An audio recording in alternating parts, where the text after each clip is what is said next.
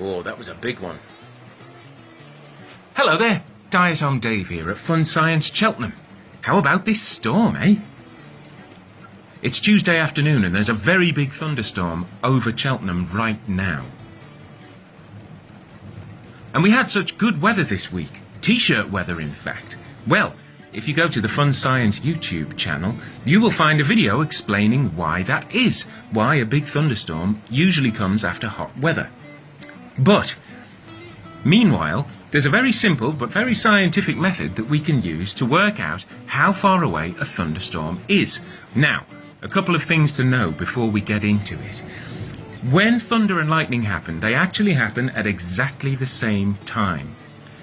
There's no gap, even though you might perceive one. Light is the fastest thing in the universe. Even from hundreds of kilometers away, if lightning happened, we would see it instantly.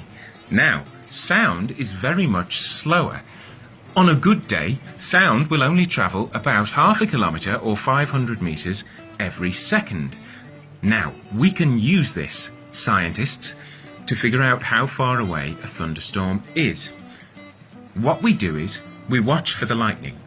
When we see the lightning, we count. 1, 2, 3. We count in seconds, which you can approximate by going 1 1000, 2 1000, 3 1000. Now, while we do that, we're listening for the thunder. Then, when we have the difference between our thunder and our lightning, so let's say 10 seconds, which is what it was last time I listened, we take that number 10, 2, 3, 4, 5, 6, 7, 8, 9, 10, 10.